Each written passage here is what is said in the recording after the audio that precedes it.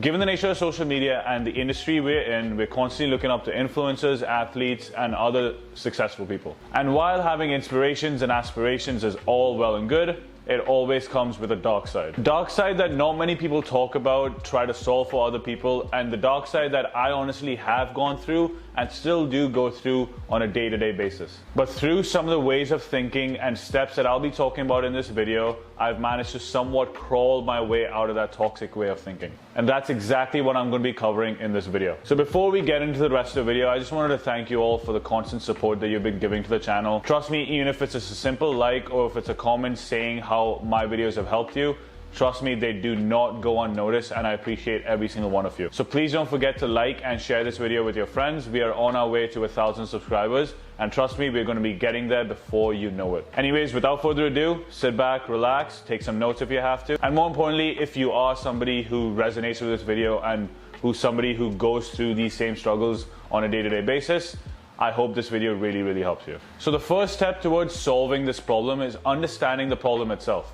It's something that we call imposter syndrome. Unlike a lot of problems in our life, some problems are just best not solved or left unsolvable, like this one. Imposter syndrome is something that almost every human being on the planet, especially if you're a driven one, experiences, unless you're like Andrew Tate or something. And as someone who experiences chronic imposter syndrome on a day-to-day basis and who has throughout his whole life, I know what it feels like to never feel like you're enough in any room you're sitting in. If I hit a PR in the gym, instead of being proud and instead of celebrating and congratulating myself, the first thing I do is go on social media, find somebody who lifts twice my weight, and all I do is fixate on that very thing. Even while I was an athlete in college, it did not matter how many goals I scored in a single game, how many assists I created in a single game, or how good of a game I even had, I would always find a negative from that game and constantly be fixated on that so that I don't do it in the future. Now, don't get me wrong, that's not necessarily a bad thing all the time.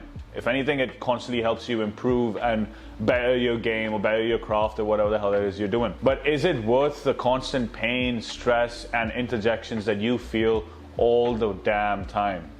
I don't think so. As humans, we are wired to constantly fixate on negative experiences. Think about it. If you have been or you currently are in a relationship, what memory is a lot more apparent and clear to you? The day you went out with your significant other on your birthday and you had an amazing night, or the time when you had a really bad fight or even broke up with your partner.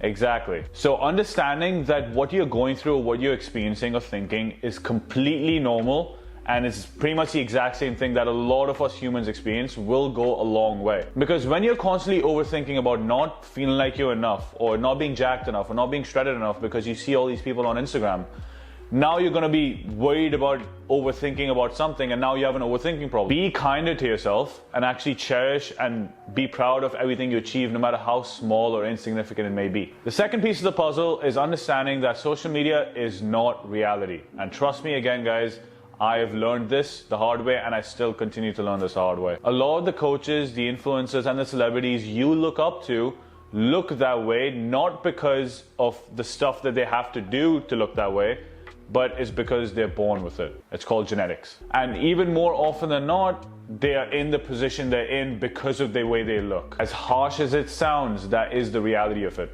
especially in the fitness industry. Now, don't get me wrong, I'm not saying they don't work hard. Actually, quite the opposite. I think most of them do, and I have the utmost amount of respect for every single one of them, especially the ones that I look up to the most. The problem though is when they tell you to buy their workout program or nutrition program with the end result of them promising you that you're gonna look like them, when in reality it is just never going to happen. That is exactly the reason why you see all these young kids nowadays, they see Sebum and they see David Lade and they see all these amazing bodybuilders and they think that if they can buy their workout program, and they can just hop on gear and juice, they're going to start looking like them. When in reality, you still have millions of kids, millions of people who take these extraneous substances and they still look very shit in comparison to them. Reality is, you'll never look like them. I'll never look like them. Hell, you will never even look like me if I am somebody who you somewhat look up to. Trust me, I know it's tough. I'm literally in the one industry where I know I will never be at the top. And it haunts me every single day. But is it something that I can control? Absolutely not. So it's not just a case of understanding that you will never look like Sebum, David Lade, Sarah Safari or Annabelle Lucinda, but it's also understanding that they're in the position they're in because of the way they look and the amazing genetics they've been gifted with, and yes, a law of hard work. And thirdly, and the most important step of all, is playing with the cards that you've been dealt with. This last point kind of ties the previous two in together, so listen up. Fitness and getting in shape is supposed to mean something personal to you. It should mean that you're becoming a better version of yourself and you're constantly improving on the things that you couldn't do yesterday and now you can do today. You're not living somebody else's dream. You're not trying to get in shape because you want to look like someone else or look better than them. And you most certainly will not get in shape at the same rate as somebody who you look up to. So the most and the only thing that you can do in this given moment is to play the cards you've been dealt with and use your gifts to your advantage. You might have the best legs on the planet. You might have the worst legs on the planet. You might have an insane shoulder to waist ratio and an amazing ability to put on muscle. Or you might have significantly lower levels of natural testosterone, which inhibits you to put on muscle at a faster rate like others. Only you know. And it is up to you to find out what you've been given. And the only way you're going to find out what you've been given is if you play the cards that you've been dealt with. Because guess what? If you're so fixated on comparison and looking at the things that other people have and you don't and you wish you did, you're never going to be your best because you're so consumed by your deficiencies. And when you're so consumed by your deficiencies, you might never even find out what you have. And if anything, you might have things that other people wish they did. Remember, you're living your dream, not anybody else's. And unless you want to be a competitive bodybuilder or the best in the world, the goal isn't to look the best in the world. The goal is to look and feel the best you have, and you continue moving the same direction. So I hope this video helped, guys. And if it did, please don't forget to like and share this one with your friends.